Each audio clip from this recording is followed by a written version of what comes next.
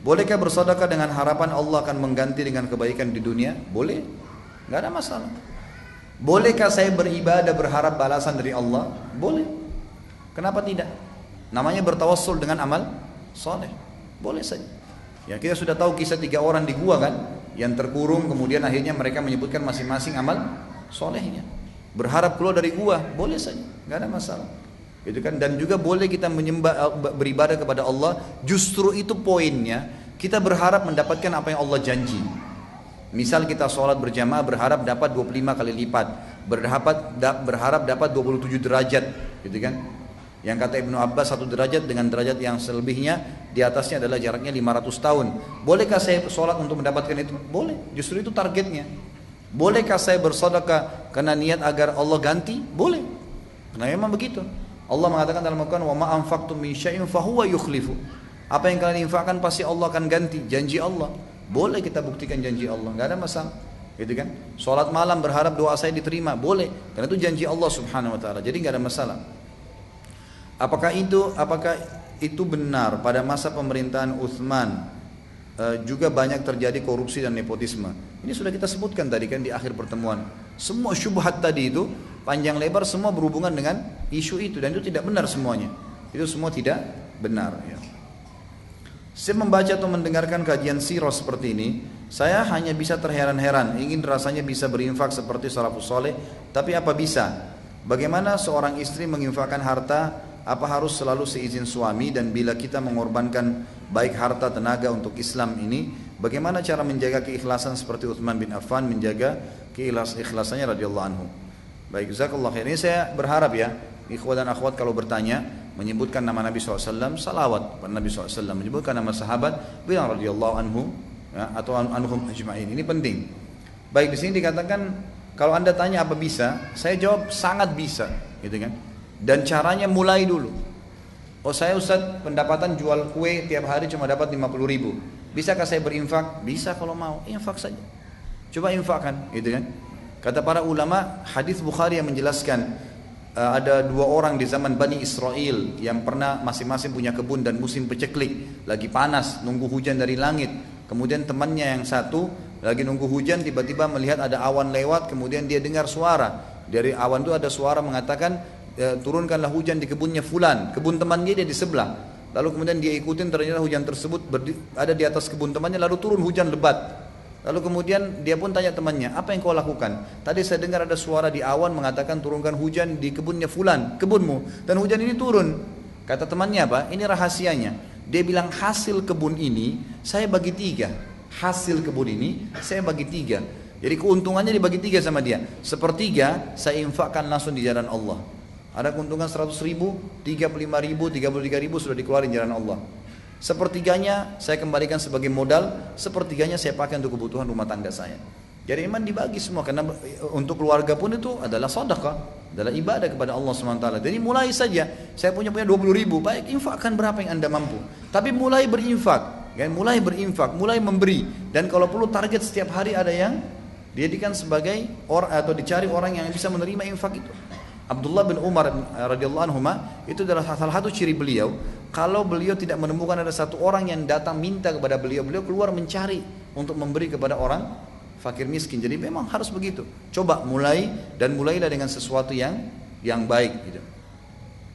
Manakah yang didahulukan? Apakah membantu orang tua atau berinfak untuk tetangga yang kurang mampu? Tentu tergantung. Kalau orang tua kita lagi butuh, ya orang tua didahulukan. Karena ada seorang sahabat pernah dalam hadis Bukhari mempunyai dirham dan dia keluarkan di depan Nabi SAW, berkata, ya Rasulullah, ini dirham, ada fakir miskin muslimin dan ada fakir miskin ya kerabat saya. Mana yang saya dahulukan? Kata Nabi SAW, kalau kau bantu kerabatmu, kau akan mendapatkan 2 pahala. Pahala silaturahim dan pahala sedekahnya. Jadi kalau ada orang terdekat lebih butuh, kita kasih orang terdekat tentunya, gitu kan? Orang terdekat tentunya. Tapi kalau memang orang tua kita tidak ada hajat, kita hanya sekedar mau belikan hadiah, ada tetangga lagi miskin, ya tetangga didahulukan, gitu kan? Tergantung keadaannya. Bolehkah bersedekah untuk membangun pembangunan masjid tapi diniatkan untuk ayah yang sedang sakit? Maksudnya diatasnamakan kepada ayah. Dan bagaimana cara berbakti kepada ayah yang sedang sakit? Boleh saja. Gitu kan? Bolehkah saya bersedekah untuk atas nama kerabat saya yang masih hidup atau sudah mati? Boleh. Karena itu memang dibolehkan dalam agama Islam, gitu kan? Jadi saya bersedekah untuk kerabat, untuk siapa saja gitu kan. Seperti ada orang pernah bertanya kepada saya, Ustadz, saya pas anak saya lahir, ada yang kerabat saya mau menginfakkan memberikan dana untuk akikah anak saya. Apakah saya terima atau tidak? Saya bilang terserah, itu bebas kepada anda, boleh anda terima sebagai sedekah dari dia, gitu kan? Itu tidak ada masalah, bukan hal yang dilarang dalam agama Islam. Jadi boleh saling bantu membantu, masuk dalam umum firman Allah, A'udzubillahi minasyaitonir rajim, wa ta'awanu 'alal birri wat taqwa. Saling tolong menolonglah dalam ketakwaan, gitu. Kalau cara berbakti dengan orang tua ayah yang sedang sakit, ya berusaha maksimal, jenguk, bantu, layanin, berikan obat, bawa ke rumah sakit, ya maksimal yang kita bisa lakukan, doakan, ya semua itu kita lakukan ya. Jika hidup hanya pas-pasan, bagaimana cara berinfak di jalan Allah? Sudah saya jelaskan tadi ya, semampunya, keluarkan, itu kan semampunya. Dan ingat pernah ada sahabat yang membawa 1 dirham di depan Nabi SAW, ada yang satu bawa 1000 dirham. Itu kan bedanya 999 dirham.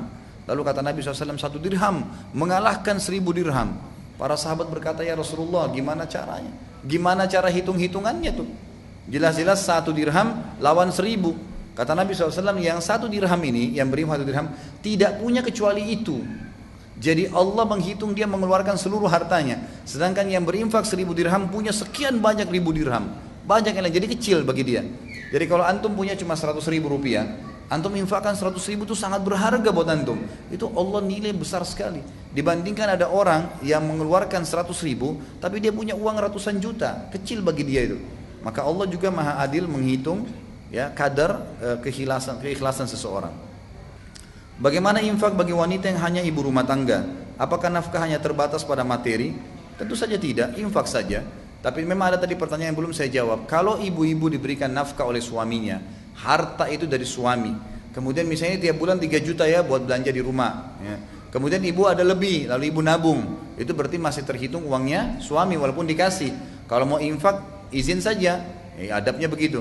Tapi kalau uang ibu pribadi, misal memang uang warisan, uang tabungan, uang bisnis yang memang tidak ada hubungannya sama suami, maka itu boleh ibu infakkan walaupun tidak pamit dengan suami, karena itu hak ada, tidak ada masalah itu.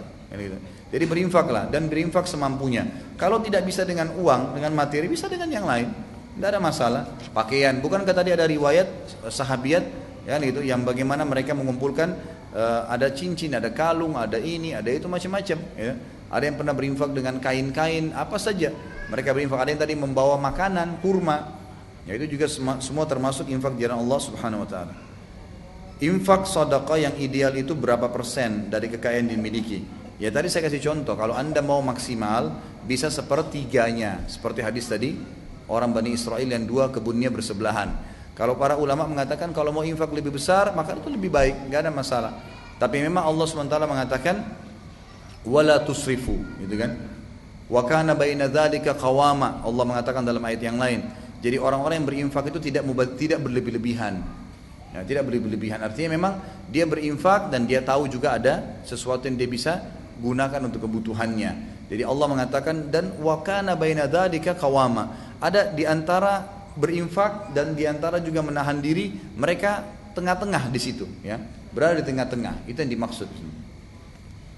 Apakah boleh merasa cukup dengan infak sedekah yang sudah kita keluarkan? Bisa saja, ya, tidak ada masalah. Kalau anda memang menganggap itu sudah cukup, maka boleh-boleh saja, nggak ada masalah. Ya kita memilih hutang atau tagihan. Apakah kita mendahulukan membayar utang dan menunda sedekah atau membayar utang dan bersedekah secara bersamaan? Tentu kalau bertemu antara utang sama sedekah, maka utang dulu. Utang itu wajib soalnya untuk dibayar, gitu kan? Bahkan dalam hadis sahih dikatakan matlul ghani zulm. Menunda pembayaran utang bagi orang mampu kezaliman, nggak boleh, gitu kan? Haram hukumnya. Maka antum tidak boleh menunda itu, tidak boleh menunda. Nah, tapi kalau bertemu misalnya bayar utang, ada lebihnya, memang kita bisa bersedekah, tidak ada masalah bersedekah. Karena utang itu adalah kewajiban. Jadi kalau ketemu kewajiban sementara sedekah itu hukumnya sunnah, maka harus didahulukan kewajiban. Ustaz, apakah ada zakat profesi? Bagaimana hukumnya? Kemudian untuk orang yang bekerja mengelola zakat tersebut, bagaimana hukumnya? Apakah dia termasuk amil zakat yang menerima gaji dari pekerjaan tersebut? Kalau yang saya tahu, wallahu alam, semua ulama di Timur Tengah, gitu kan? mengatakan tidak ada zakat profesi, kecuali sebagian kecil dari ulama-ulama Azhar yang mengatakan ada zakat profesi. Jadi zakat profesi ini sebenarnya keluar daripada syarat zakat yang sebenarnya. Ada haul dan ada nisab. Haul masa setahun, nisab juga kadar daripada zakat ini juga sudah saya panjang lebar jelaskan di YouTube, ada bahasan masalah zakat tuh. Jadi memang tidak ada zakat profesi, karena zakat profesi itu masuk dalam atau melanggar syarat mutlak daripada zakat. Seorang pegawai gajinya 5 juta per bulan, langsung diakumulasi setahun 60 juta kena 12 bulan. 60 juta dihitung sampai nggak nisab 85 gram emas. Oh ternyata sampai, maka langsung dipotong tiap bulan 2,5% tanpa melihat kebutuhannya orang tersebut, nggak bisa. Kan gitu. Karena zakat itu dikeluarkan adalah sesuatu yang lebih daripada kebutuhan dia, itu baru zakat. Ya, kalau ada orang gaji 5 juta, setiap bulan memang pengeluaran dia 5 juta pas, berarti tiba haul nggak ada zakat dia. Bahkan ulama merincikan dari 8 golongan yang terima zakat, fakir dan miskin, golongan pertama dan kedua. Indonesia kadang-kadang digabungin nih, padahal sebenarnya berbeda ya. Fakir itu adalah orang yang tidak tahu mau makan apa hari itu, apalagi besok, itu fakir. Kalau orang miskin, orang yang punya pendapatan, tahu makan apa tapi pas-pasan. Jadi pegawai itu yang hidupnya pas-pasan masuk dalam kategori miskin yang bisa menerima zakat. Jadi pimpinan perusahaan itu bisa memberikan kepada stafnya, kalau dianggap pada stafnya memang kurang gitu kan. 2 juta gajinya tapi hidupnya biasa utang sama orang sampai 2,5 juta, belum bayar sekolahnya, listrik rumahnya, belum ini, belum itu, dia berhak menerima masalah itu. Dia berhak menerima masalah itu. Kalau amil zakat memang masuk ya. Jadi kalau yayasan mengelola itu, mereka masuk amil zakat, boleh. Tapi mereka cuma boleh mengambil maksimal 1/8 dari uang zakat yang terkumpul. Karena kan ada 8 golongan, maka maksimal mereka menarik 1/8-nya. Bagaimana orang yang minta-minta, sedangkan ia di kampungnya, di rumahnya megah-megah. Menurut cerita dalam kurung ya, ada kampung pengemis, ia merantau pakai baju compang-camping di kota. Sekarang saya kasih gini contoh rasional. Di masjid ini sekarang datang, ini tolong penanya lebih perhatikan. Di masjid ini sekarang datang di kumpulan kita lagi duduk begini, kemudian bawa proposal, nih tolong bantu, saya mau bangun masjid. Baik, kita kumpul lah uang, semua terkumpul uang misalnya 100 juta. Pergilah orang tersebut berterima kasih lalu kemudian dia jalan. Sebulan kemudian kita tahu ternyata dia pembohong. Saya ingin tanya Bapak Ibu sekalian, faham gak? Pertanyaannya ini, perhatikan baik-baik. Fahamkah Anda bahwasanya pahala kita tidak hilang? Ya. Jadi walaupun dia bohong, dia nggak bangun masjid, kita tetap dapat pahala bangun masjid walaupun belum dibangun. Itu penting ya. Makanya dalam Islam hukum sesuatu itu secara zahir, yang kelihatan.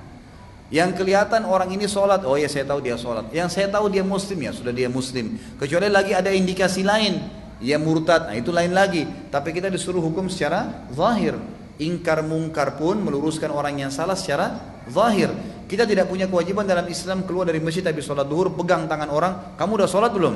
Nggak ada dalam Islam tuh. Tapi kalau kita lagi jalan dengan seseorang, sudah azan duhur dia nggak sholat, nah ini wajib ingkar mungkar. Secara zahir kelihatan tidak sholat gitu kan, nah ini wajib seperti itu. Jadi kalau ada orang minta sumbangan, kita dengar isu, kadang-kadang syaitan membisikkan begitu, oh itu anak pinjaman, oh dia masih kuat. Jangankan orang masih kuat fisiknya, sarjana sekarang belum tentu bisa kerja.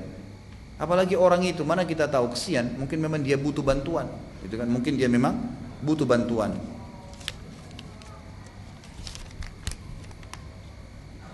Ustaz, anak punya satu adik perempuan, satu ayah lain ibu dan yang susah diatur. Setelah ayah anak meninggal, anak tanggung jawab sama seperti ayah. Karena anak pertama. Maksudnya apa ini? Mungkin bagaimana menanggulangi ya? Ya pertama ikhtiar, Anda ikhtiar semaksimal mungkin nasihatin dia. Dan biasanya kalau orang di bawah naungan begini tahan fasilitasnya. Biasanya begitu ya. Jadi kalau anak itu nakal, maka tahan fasilitasnya sampai dia perbaikin. Itu boleh dalam pendidikan Islam seperti itu. Gitu kan? Jadi adik ini ditahan, saya tidak akan berikan kamu kebutuhan kamu kalau kamu tidak mau berubah. Kamu nggak mau tutup aurat, kamu nggak mau sholat. Kalau enggak ya sudah, gitu kan? Bahkan sebagian ulama fikih mengatakan kalau ada seseorang yang fasik atau fasikah di bawah naungan seorang wali, wali itu adalah orang tuanya, kakaknya, sudah dinasihati, sudah luruskan tidak mau, boleh disuruh keluar dari rumah. Kalau dia tidak mau ya, udah jelas-jelas dia membahayakan rumah tangga itu, maka boleh tidak serumah, gitu kan? Jadi tidak usah Anda terus terkurung dengan kalimat tanggung jawab, tapi ini tidak tergesa-gesa ya. Ini terakhirnya, finalnya. Tapi kalau di awal Anda disuruh ikhtiar, nasihatin, tahan dia, tahan manfaat-manfaat yang bisa didapatkan, itu insya Allah akan bisa membuat dia berubah sambil didoakan tentunya. Jadikan sebagai target untuk berubah. Ada program pemerintah untuk menertibkan pengemis, anak jalanan dan pengamen.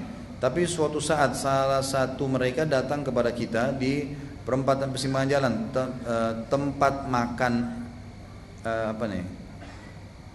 tempat mereka, saya nggak tahu ya. Apa yang harus kita lakukan untuk tetap mengimani faidah fadilah Utsman bin Affan dalam berinfak? Yang saya tahu kalau pemerintah sudah menanggulangi itu, memang betul-betul nggak ada lagi pengemis di jalan, pemerintah sudah siapin tempat-tempat penaungan, maka Anda wajib patuh dengan pemerintah. Tapi kalau pemerintah hanya sekedar keluarin peraturan dan tidak ditangani, maka Anda boleh berinfak, gitu kan? Yang saya tahu masalah ini sudah sering ditanyakan dan saya lihat masih banyak perselisihan, gitu kan? Sampai hari ini memang masih didebati pemerintah kita tentang oleh beberapa LSM, kalau gitu tanganin tuh orang-orang miskin. Karena selama ini mereka menangani anak-anak jalanan, mereka memberikan bantuan, mereka adakan keterampilan, itu juga masuk dilarang oleh pemerintah. Maka mereka, saya lihat sendiri waktu itu ada cuplikan, jadi mereka pun mengatakan bagaimana kira-kira solusinya. Kalau pemerintah sudah siapin lembaga-lembaga, naungan, pendidikan untuk mereka, kami akan angkat tangan. Tapi selama itu tidak, mereka masih berserakan, mereka tidak sekolah, mereka nyanyi-nyanyi di jalanan, mabuk-mabuk, nanti jadi anak nakal, ya harus ditanggulangi, gitu kan? Jadi di sini sesuaikan dengan kondisi. Kalau pemerintah sudah menanganin itu, nggak ada masalah. Tapi kalau enggak, maka Anda boleh berinfak. Amalan apa yang harus dilakukan oleh orang yang sedang sakaratil maut? Talqin, la ilaha illallah, itu sunnah Nabi SAW. Jadi orang yang di sekitarnya mengingatkan dengan la ilaha illallah. Sebagaimana Nabi SAW mengatakan laqinu mautakum. Ya. Kalau dia sendiri, Allah alam, kita nggak tahu ya. Kalau orang yang sedang sakarat, itu tentu kita belum pernah alamin, kita tidak tahu, dalil pun belum ada menjelaskan itu. Tapi yang ada adalah hadis menjelaskan orang sekitarnya membantu dia, mengingatkan dengan talqin la ilaha illallah. Bagaimana bertaubat dari dosa memasang susuk? Taubat kepada Allah SWT, karena itu perbuatan syirik. Kemudian meruqyah diri, ya, meruqyah diri, membaca ayat-ayat ruqyah. Tentu ini ada tema khusus ya. Di YouTube pun sudah diangkat ada tema materi saya tentang ruqyah syariah. Bisa dilihat tata caranya di situ. Jadi di ruqyah dengan membaca ayat ruqyah lalu mengusap daerah yang ada susuknya, dibuang semua. Semua yang berhubungan dengan buhulnya dibuang. Kertasnya, kainnya, apalah yang pernah dikasih oleh penyihir-penyihir itu semuanya harus dibuang, gitu kan? Semua harus dibuang, dimusnahkan. Ana mau tanya, Ana HRD di koperasi yang mengelola jasa parkir. Tapi di koperasi itu juga ada bidang simpan pinjam dengan bunga. Tapi saya bukan di bidang itu. Apakah saya masih boleh bekerja di tempat itu? Ini minimal syubhat yang harus Anda tinggalkan. Jadi lebih aman Anda tinggalkan, karena kata Nabi SAW, innal halala bayyin wa inna harama bayyin. Halal sudah jelas, haram sudah jelas. Wa bainahuma umurun musyabihat. Di antara ada hal-hal yang samar-samar. Faman waqa'a fi syubhati faqad waqa'a fil haram. Yang jerumuskan dirinya pada yang syubhat, maka dia telah haram. Saya kemarin sempat diundang di luar Indonesia 2 pekan yang lalu. Saya datang 4 hari yang lalu saya datang, 2 pekan saya di sana. Kemudian ada salah satu muslim yang bertanya, dia bilang, Ustadz, saya kerja di satu supermarket, orang non muslim yang punya. Kemudian di lemari rak dia itu jual minuman keras. Dan saya kadang-kadang disuruh bersihin tuh minuman keras, gitu kan. Kira-kira bagaimana hukumnya? Saya jawab kembali, kira-kira menurut antum bagaimana? Coba, perasaan secara hati bagaimana? Membersihin minuman keras, nggak enak Ustadz. Ya iya, itu dosa, nggak boleh. Kalau jual barang-barang lain boleh, gitu kan? Tapi kalau sudah berhubungan dengan minuman keras, bagaimana? Ya ini tidak boleh, dosa. Pada saat membersihkan itu dosa. Pendapatannya bagaimana? Syubhat. Karena masih bercampur baur antara halal dengan haram. Amannya bagaimana? Tinggalkan. Cari yang lain, gitu kan? Ingat, yakinlah, semut di lubang di tanah Allah kasih rezeki. Bekerja, bergerak, mencari daun, keluar. Apa kata Nabi SAW dalam hadis Bukhari? Kalau kalian bertawakal kepada Allah, sebenar-benar tawakal, maka pasti kalian akan diberikan rezeki oleh Allah sebagaimana burung diberikan rezeki oleh Allah pada saat keluar pagi, dia pulang sore sudah membawakan makanan buat anak-anaknya. Dijamin oleh Nabi SAW diberikan rezeki pada hari itu. Bertawakal, berikhtiar, bertanya, gitu kan? Coba Allah SWT akan berikan kepada hamba-hambanya. Saya kasih waktu 3 menit lagi ya. Ustaz, saya ingin menanyakan apakah setelah kita meninggal yang disiksa di alam barzah itu jasad atau ruh? Karena seperti yang saya tahu ketika setelah meninggal ruh kembali ke Allah. Mohon penjelasannya. Ruh, alam barzah ruh. Jadi alam kita ini sebelum lahir, sebelum jasad ini terbentuk di rahim ibu, ruh kita sudah hidup, gitu kan? Kemudian ini cuma alam ruh saja. Kemudian pada saat sudah hidup di dunia, mulai 4 bulan di rahim ibu sampai kita meninggal, ini bergabung antara ruh sama jasad. Kemudian ada alam yang ketiga, alam barzah. Ini kembali ruh saja, jasad akan dimakan oleh tanah. Sabda Nabi SAW, semua jasad kalian akan dimakan oleh tanah kecuali tulang ekor kalian. Jadi hidup di alam barzah adalah ruh, yang darinya nanti Allah akan bangkitkan kalian pada hari kiamat. Kemudian ada kehidupan akhirat, bergabung lagi kayak sekarang nih, jasad sama ruh, tapi jasadnya sudah jasad baru, bukan jasad yang sekarang. Jasad sekarang ini cuma dipinjamin sama Allah di dunia, makanya akan hancur dengan tanah. Jasad nanti berbeda. Hadis Bukhari berbunyi, Allah subhanahu wa ta'ala akan menurunkan hujan yang akan membasahi bumi ini dan akan menyentuh tulang-tulang ekor manusia yang tersisa, lalu membuat kalian tumbuh seperti tumbuhnya tanaman, gitu kan. Kemudian Allah SWT menciptakan laki-laki seperti ayahnya Adam, 60 siku ke langit. Jadi semua laki-laki 27,5 meter nantinya. Semua perempuan akan kembali kepada poster ibunya Hawa, itu 40 siku ke langit, kurang lebih 17,5 meter, gitu kan. Ini memang poster kita pada hari kiamat, dan itu nanti jasad yang hidupnya abadi di surga atau di neraka, Allahu a'lam. Jadi bapak ibu yang pendek nggak usah khawatir. Baik, mungkin sampai sini dulu insyaallah. Mudah-mudahan Allah berkahi majelis kita, dan mudah-mudahan Allah subhanahu wa ta'ala memberikan hidayah bagi yang belum mendapatkan hidayah, juga memudahkan bagi orang yang sudah dapat hidayah dan ilmu untuk mengamalkannya, serta Allah mengampuni dan mengganti semua dosa-dosa kita di pertemuan ini dengan pahala. Dan saya meminta kepada Zat yang maha perkasa lagi maha bijaksana serta maha pengasih lagi maha penyayang, untuk menyatukan kita di surga firdausnya sebagaimana Allah satukan kita di masjid yang mulia ini. Kalau ada benar dari Allah, kalau ada salah dari saya mohon dimaafkan. Saya mengajak lagi teman-teman untuk mengikuti ceramah. Jadi ceramah seperti ini jangan cuma sekali didengar, nanti akan ada di-upload di YouTube insyaallah dan di web saya di www.khalidbasalama.com. Coba didengar berulang kali, karena kadang-kadang informasi ada yang luput. Makin sering didengar maka makin berbekas ilmu itu, dan tentu manfaatnya juga bagi saya, makin banyak pahala yang akan didapatkan. Lalu kemudian amalkan, sampaikan kepada orang lain. Di YouTube bisa di-download gratis, kemudian bisa disebarkan. Tapi memang yang tidak kami izinkan adalah kalau diperjualbelikan. Kalau seandainya dibagi cuma-cuma maka silahkan saja, maka itu sangat terbuka buat teman-teman sekalian. Kalau benar dari Allah, kalau salah dari saya mohon dimaafkan. Subhanakallahumma bihamdika asyhadu an la ilaha illa anta astaghfiruka wa atubu ilaik. Wassalamualaikum warahmatullahi wabarakatuh.